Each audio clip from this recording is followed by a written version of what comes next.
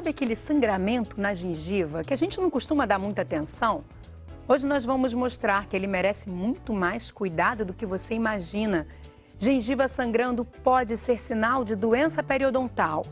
Quando estão em estágio avançado, as doenças periodontais podem provocar a perda de um dente saudável e gerar outras consequências que vão muito além da boca, como o aumento do risco do parto prematuro em grávidas e do desenvolvimento de uma doença cardiovascular. Você quer entender por que isso acontece? Quer saber como é possível prevenir esses agravos? Então fique com a gente que o Ligado em Saúde está cheio de informação para você.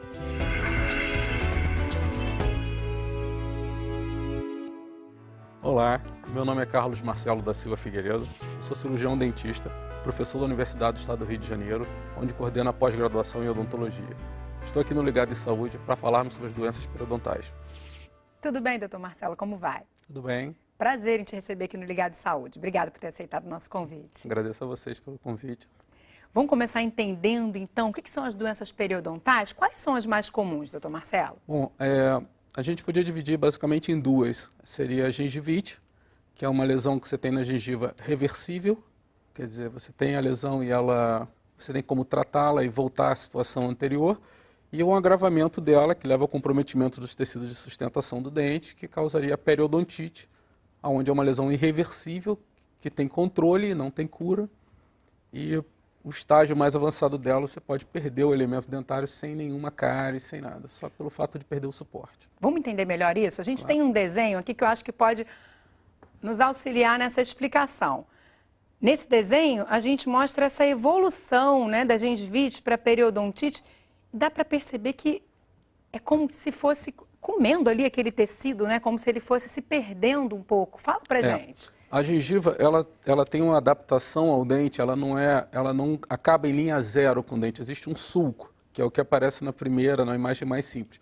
Esse sulco é colonizado por bactérias, é uma situação normal, isso não é uma infecção que você pega nem nada. Mas esse acúmulo dessas bactérias gera uma resposta inflamatória, o organismo responde a esse acúmulo excessivo, a partir daí a gengiva inflama, tem esse edema, pode começar a sangrar, e essa extensão inflamatória, dependendo de uma série de fatores, pode ativar o processo de perda óssea e perda de colágeno. Se isso acontecer, o suporte começa a regredir. Normalmente a pessoa percebe que a gengiva retrai, muita gente acha isso normal, mas não é. A gengiva, como ela recobre o osso, uma retração da gengiva significa que você perdeu o osso e essa gengiva desceu acompanhando essa altura óssea. Então, no último estágio, esse dente vai ficar até um pouco solto, né? É isso que vai acontecendo com a evolução da doença. Infelizmente, a mobilidade é um estágio praticamente final, porque se a gente imaginar o osso como uma estrutura dura, um dente preso a ele leva um certo tempo para se mexer dentro desse osso. Então, um dente se mexe dentro do osso quando ele não tem mais amparo lateral. Então, praticamente, você perdeu toda a estrutura de suporte, mesmo que a gengiva esteja ainda numa posição razoável, ela não tem nenhuma influência na relação de suporte dentário. Lá então, por dentro já está dentro você já não tem mais suporte nenhum. Então vamos entender esses sintomas, né? Essa mobilidade do dente é um deles, mas quais são os outros? Para que as pessoas que estão nos assistindo fiquem atentas a esses sintomas das doenças periodontais. A gente costuma dizer que o mais importante que a população tem que prestar muita atenção é em relação ao sangramento, né? Infelizmente nós temos trabalhos mostrando que crianças e adolescentes podem chegar a 100% de sangramento, adultos a 50%, 70% de sangramento. Isso gerou uma cultura de normalidade, parece que isso é normal, mas as pessoas precisam entender que a gengiva ela é uma pele, como qualquer pele, é um tecido epitelial, e ele só permite sangramento se ele estiver rompido. Então, é a mesma sensação de romper qualquer mucosa do corpo. Então, ao apresentar o rompimento, o tecido conjuntivo sangra ao toque, que é quando você, eu fui escovar o dente, eu fui passar um fio dental e sangrou. Foi o fio dental? Não foi. A gente faz analogia a uma gaze. Se você tiver uma ferida e passar uma gaze, vai sangrar. Mesmo assim, você tem que continuar passando a gaze para limpar. Na boca é a mesma coisa. O sangramento é um sinal de doença, não é um sinal de normalidade. E além do sangramento, que seria o primeiro sinal, quais são os outros sintomas? Bom, ele pode começar a sentir um gosto ruim na boca, né, se a gente for falar bem de uma maneira bem simples, porque tem muita fermentação bacteriana, começa a crescer muito o número de bactérias, e Infelizmente, existe uma distância enorme entre o próximo, que seria a mobilidade, como a gente colocou no início. Então, primeiro a pessoa percebe o sangramento, não leva esse sangramento a sério. Alguns anos depois, ela começa a perceber que o dente está mudando de posição, que está ficando mole, e aí a lesão já se estendeu a um nível bem avançado. O hálito ruim também seria já um sinal de que algo não vai bem? Sim, existem outras possibilidades para alteração de hálito, mas como é relacionado a sangue na boca, a supuração, às vezes tem pus na gengiva, e isso automaticamente leva a um mau hálito. E qual o papel da placa bacteriana aí? Você falou em bactérias, né? Mas muito, o leigo também, nós leigos já falamos muito em placa, em tártaro. Vamos entender essa diferença. Sim, claro. E qual o papel dela nessa progressão da doença? Se a gente for entender a bactéria, ela na boca, a gente tem saliva, a gente tem fluido de gengiva, a gente engole, a gente tem vários movimentos que eliminam e controlam o nível de bactérias na boca. Quando você tem uma dieta que envolve açúcares e gera retenção de placa, quer dizer, acúmulo de alimentos, não escova bem o dente, não passa fio dental, as bactérias conseguem se agregar para tentar evitar a sua alimentação. É uma tentativa de sobrevivência dela. Né? Então elas vão se juntando, agregando, e quando elas conseguem formar uma certa adesividade na superfície do dente, elas ganham sobrevida. Então elas conseguem se manter. E aí elas se multiplicam numa velocidade absurda, e aí você desenvolve a chamada placa bacteriana. E ela vai influenciar na doença periodontal? Ela vai provocar a doença periodontal? Com certeza. Os trabalhos mostram que a relação é praticamente de 100%. Onde tem a placa, a probabilidade de sangramento é enorme. Então a presença da placa também é um sinal de alerta, né? Para a pessoa que está ali se autoexaminando, olhando a boca, pensar que pode ser um problema e talvez seja a hora de procurar o seu dentista. Infelizmente, o pior acúmulo de placa acontece nas regiões entre os dentes e no colo do dente. Então, quando você enxerga a placa, você já está num nível de acúmulo bacteriano muito alto. E essa característica desse tipo de placa é o quê? Mostra que é uma falta de fio dental ou não tem relação? Com certeza. Falta de fio dental. O fio dental, a gente faz uma brincadeira entre os periodontistas, se a gente tivesse que ir para uma ilha deserta, eu levaria a escova ou o fio dental, eu levaria o fio dental. É mais importante ainda. Muito mais importante. Pela facilidade de acúmulo nas áreas interproximais, é absurdamente maior do que numa face externa do dente. E, doutor Marcelo, a gente viu, eu falei no início do programa, né, desse risco de perder o dente, você falou também, mas existem outros riscos, né? Como eu falei também no início, o risco aumentado de parto prematuro em grávidas e até do desenvolvimento de doenças coronarianas, coisas que a gente é inimaginável, né? Porque está tão distante, a gente tem essa dificuldade até de relacionar a saúde bucal com um problema em qualquer outra parte do corpo. Por que isso acontece e quais são as outras doenças associadas às doenças periodontais? Esse é um assunto bem atual, é muito interessante o programa levantar esse assunto, porque a cavidade oral ela é inserida num sistema vascular do corpo inteiro. Então, é quase impossível reações acontecerem na boca sem algum tipo de sinalização sistêmica. Então, a inflamação que a gente desenvolve já é um recrutamento de células do corpo para se deslocar para a boca. E nesse recrutamento existe uma série de sinalizações inflamatórias que levam ao conhecimento do corpo que está acontecendo alguma coisa errada na boca. Então, só aí já é uma quebra de homeostasia. Você já tem uma situação de inflamação sinalizada pelo corpo. E aí a lesão, as bactérias, as toxinas bacterianas e as substâncias pró-inflamatórias produzidas na boca atingem a corrente sanguínea, têm contato com o sistema hepático, e isso gera uma resposta inflamatória sistêmica. Então você entra em risco sim de agravamento. É importante falar que não é uma relação de causa e efeito, é uma relação de agravamento, mas a probabilidade de levar a um agravamento de uma lesão aterosclerótica, a indução de um parto prematuro, por exemplo, é possível através de um estímulo de musculatura lisa intrauterina, em função da prostaglandina liberada na inflamação oral. Então, existe uma série de relações plausíveis biologicamente para esse agravamento. Até porque a boca não é algo isolado do corpo. A gente, às vezes, quando tem que segmentar, né, quando tem que falar da saúde, assim, parece que está tudo isolado, mas está tudo junto. Com certeza. Né? Então, é claro que vai influenciar de alguma forma. E tem algum grupo da população que esteja mais sujeito a desenvolver esse tipo de doença, a doença periodontal? Novamente, se a gente separar em gengivite e periodontite, gengivite a gente tem que entender que todos nós estamos em risco de desenvolver caso não tenhamos controle de higienização correta. E Agora, a periodontite, existem estudos mostrando que existe um certo risco genético. Você tem uma probabilidade, é importante também falar que não é causa genética, é aumento de risco. Então, se uma pessoa tem um risco familiar, mas ela se cuida, ela não vai ter o problema. Agora, os diabéticos também. Diabetes é um grupo que precisa de controle odontológico, porque tem mais probabilidade de desenvolver a gengivite, mais probabilidade de desenvolver periodontite. Então, eles têm que ter cuidados. Tem trabalhos mostrando também que os pacientes com síndrome de Down têm maior probabilidade de desenvolvimento de perda óssea. Então, basicamente, nós temos quatro grupos importantes. Os fumantes, porque o fumo faz um estrago enorme no nosso corpo, dificulta essa resposta. Os diabéticos, a síndrome de Down e o risco genético, que também deve ser levado em consideração. Tá certo, doutor Marcelo. Bem, a boa notícia é que você pode frear a evolução da doença periodontal. No próximo bloco você vai ver como.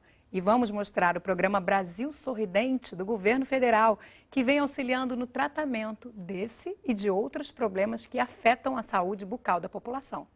Daqui a pouquinho.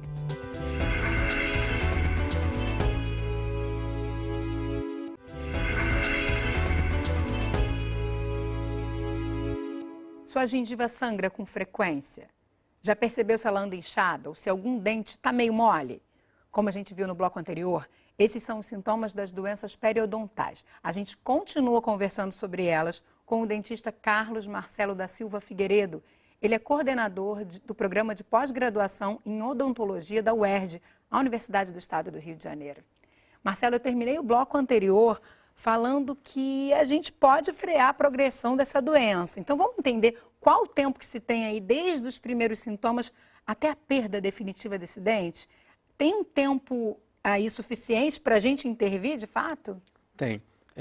Os trabalhos também mostram que depois de um controle de placa, por exemplo, por um dentista, se você fizer uma boa higienização no consultório, a chamada higienização profissional, o período de aproximadamente 5 a 7 dias você começa a ter os primeiros sintomas de inflamação. A gengiva pode começar a inchar, ficar vermelha, a sangrar. Depois de 21 dias, praticamente qualquer pessoa sem controle já desenvolve a gengivite. Agora, essa progressão para a periodontite, ela demora bem mais. Isso pode acontecer até em alguns anos. Então, tempo suficiente para a gente procurar ajuda, né? Mais do que suficiente para procurar ajuda. Mas essa progressão também, muitas vezes, a gente não consegue perceber, né? Por isso que se chama de uma progressão silenciosa. Ela fica por dentro da gengiva, por isso que a gente não percebe, não tem muito sinal, né, visível? Sim, perfeito. A gengiva, a inflamação que a pessoa percebe, o edema, o sangramento, se torna visível. Agora, a ativação do processo de perda de colágeno e perda óssea é completamente assintomático. A gengiva não tem dor, o paciente não sente nenhum incômodo que o levaria a procurar. Por exemplo, no caso da cárie, normalmente dói, ele tem sensibilidade, ele procura.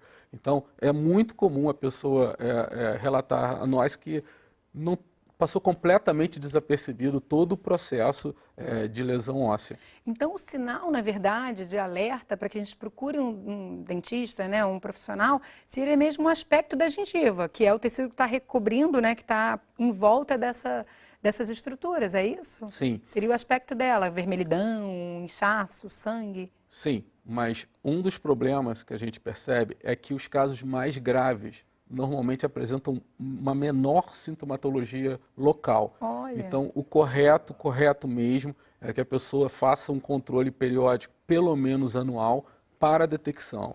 Isso é feito em países como a Suécia, a Noruega.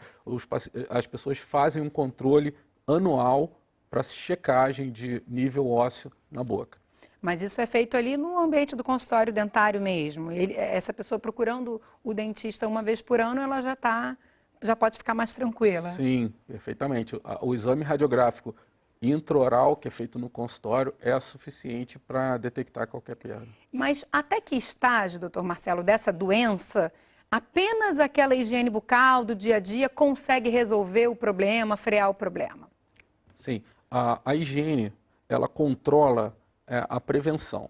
Então, até o quadro de gengivite, que é o quadro reversível, onde não há comprometimento das estruturas internas, a higiene consegue controlar esse acúmulo de placa, com uma boa higienização com fio dental e escova. É importante que não é só a escova. O fio dental é extremamente importante para essa situação. A colocação do fio dental na região dente e gengiva, existe um certo espaço entre a gengiva e o dente, ali é a posição ideal para essa higienização. A gente vai até colocar agora um vídeo aqui para quem estiver nos assistindo para entender, né? Porque não basta o fio dental entrar no espaço entre os dentes, ele tem que ir além. E muita gente acaba não fazendo e depois fica até surpresa por estar com algum problema, alguma inflamação nessa área da gengiva, né? Exatamente. As pessoas relatam que usaram o fio dental e mesmo assim a gengiva inflamou. E quando você pede para utilizar, a gente percebe que ela utilizou o fio dental para remover um pedaço de alimento e não usou o fio dental como higiene. Então essa relação da escova e o fio dental, quando se fala de doença de gengiva, ela é dependente da utilização próximo à margem da gengiva, para que se limpe essa área de colo dentário. Mas o uso do fio dental uma vez por dia, antes de dormir, é suficiente ou você recomenda que ele seja usado com mais frequência? Bom, se a gente voltar para a conta que a gente fez do tempo de manifestação da doença, se você usar o fio dental corretamente uma vez por dia, não há tempo suficiente para a maturação da placa. Então ela não se torna dura, que seria o cálculo, e você consegue remover. Isso é uma outra informação importante, porque uma pessoa pode estar assistindo o programa e falar, então eu vou começar a fazer a higienização correta a partir de agora. Se ela tiver a formação de cálculos, que é o chamado vulgarmente de tártaro, ele não sai com fio dental e não sai na higiene. Ele só sai com a remoção profissional. Por isso que agora, então, a gente vai assistir a um vídeo que é o programa Brasil Sorridente, um programa do governo federal que, por meio do SUS, vem prestando assistência em saúde bucal para a população, para resolver esses problemas, né, de doenças periodontais e outros relacionados à saúde da boca. Vamos dar uma olhadinha. Brasil Sorridente é o maior programa público de saúde bucal do mundo. Criado em 2004, ele faz parte da Política Nacional de Saúde Bucal do Ministério da Saúde. Eu sou a doutora Débora, trabalho aqui no Centro Municipal de Reabilitação Oscar Clark, sou periodontista e nós aqui fazemos o tratamento periodontal, que é o tratamento de gengiva. E conta com uma série de ações para facilitar e ampliar o acesso da população ao tratamento odontológico gratuito através do Sistema Único de Saúde. Eu fazia assim um tratamento normal, fazia a revisão dentária e tal. Então, dali, não tinha assim um certo resultado. A doutora via que sangrava muito e a gengiva estava com uma inflamação muito séria. Aí ela me encaminhou para aqui, para fazer o tratamento da gengiva. Sentia a gengiva assim, me incomodava, um pouco inchada e sangrava muito. E na hora da escovação também me incomodava. Mudou 100%. Não sangra, não tem mais aquele odor terrível, não acordo com a boca assim cheia com muita saliva, tudo normal. Na unidade básica, o paciente já recebe a instrução de higiene oral e faz uma raspagem que a gente chama de supragengival, que é acima da gengiva, a remoção de cálculo. Aqui nós fazemos o tratamento mais especializado, que são as raspagens abaixo da gengiva, já na raiz do dente, onde se acumula o cálculo, as bactérias, que é o que causa a periodontite. O programa conta com 23 mil equipes de saúde bucal em todo o país, que atuam em 90% dos municípios e beneficiam cerca de 70 milhões de brasileiros. Em média, cada profissional atende entre 90 e 100 pacientes por mês. Cada paciente é marcado, né, semanalmente, ele vem semanalmente para fazer o tratamento. Depois ele continua em acompanhamento. A gente primeiro faz de 3 em 3 meses e depois vai espaçando à medida que a gente vê que o paciente também percebeu a importância de se tratar, porque grande parte do sucesso do tratamento depende do paciente. Eu vim aqui encaminhada para o Oscar Clark para fazer fisioterapia. Como eu fiquei muito tempo sem poder procurar dentista, nem sair para ir a dentista, soube que aqui tem um serviço excelente, então pedi o encaminhamento e comecei a fazer a revisão e estou muito satisfeita. Hoje em dia a senhora faz a limpeza melhor, a senhora? Faço, bem melhor. Bom saber que existe essa forma de assistência, né, gratuita, porque a gente sabe que o tratamento odontológico normalmente ele é um tratamento caro, né, pouco acessível para a população. Importante a gente saber que também existe isso à disposição da população. Agora, esse procedimento que ela citou ali no vídeo de raspagem, é isso então que também se faz de uma forma geral ou tem algo mais que possa ser feito no consultório dentário? Era isso que você estava se referindo? Esse vídeo foi excelente, acho que resume muito bem o que a gente está falando e ele ataca também um fator importante. A população tem essa impressão da limpeza. Eu vou no dentista fazer limpeza. A limpeza é uma ação preventiva e o que ela chamou ali de raspagem supragengival. Essa limpeza não tem nenhuma ação na região abaixo da linha da gengiva. São duas coisas diferentes. São duas coisas completamente diferentes. Então, a pessoa que tem o sangramento, que tem algum risco de perda, ela precisa realizar essa raspagem subgengival. Então, é bom até para que as pessoas valorizem esse procedimento quando vão a um dentista, principalmente como foi colocado ao periodontista. Eu acho que quando você tem a lesão, quando você tem uma detecção de perda óssea, é importante procurar o especialista. Foi muito bem colocado, acho que isso no programa Brasil Sorridente também é muito bem feito pela explicação dela. A pessoa faz um controle supragengival primeiro e detectando-se o problema mais grave, no caso, vamos colocar assim, essa pessoa procura o especialista e aí sim ele faz essa raspagem abaixo da linha da gengiva. Acho que é isso que tem que ser repetido na população. E essa raspagem abaixo da linha da gengiva, ela pode ser feita como um procedimento isolado ou essa pessoa depois vai ter que retornar e por já ter tido a doença periodontal, ela precisa estar sempre fazendo essa assistência? Sim. Existem linhas diferentes sobre isso, mas a linha que nós seguimos, a gente associa a periodontite a uma lesão chamada lesão crônica inflamatória.